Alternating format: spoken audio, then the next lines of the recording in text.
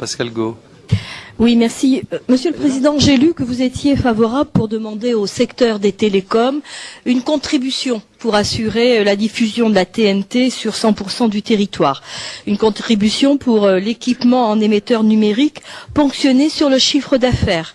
Est-ce que vous confirmez cette demande et pouvez-vous en préciser les modalités? Puis la deuxième question, comment les opérateurs de télécommunications vont tirer parti de la libéralisation des fréquences? Merci. Madame Gauth, je crois, avait parlé du secteur des télécommunications. Oui, c'est vrai qu'au moment où on a lancé la campagne nationale d'information, qui est une campagne gouvernementale, je le rappelle, j'avais dit que ça ne serait peut-être pas totalement stupide que les opérateurs de télécommunications qui vont bénéficier des fréquences rendues libres par l'arrêt de la diffusion analogique contribuent pendant 2 années jusqu'à la fin de l'année 2011, à la mise en place de la télévision numérique terrestre. Je persiste à penser que cette idée n'est pas totalement saugrenue.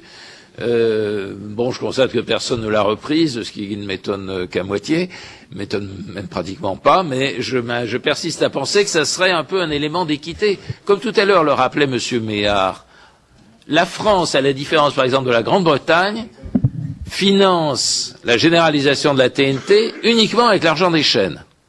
En Grande-Bretagne, on a augmenté la redevance pour financer ces équipements. En France, c'est les chaînes, provisoirement. Et ça correspond très exactement à la mise en place des réseaux de diffusion. Bon, en France, c'est les chaînes qui payent. Mais je dis pas que c'est anormal. Depuis le début de notre rencontre, j'essaye de m'évertuer à dire que je ne porte pas de jugement, mais que je donne le maximum d'informations pour que chacun puisse apprécier en toute connaissance de cause.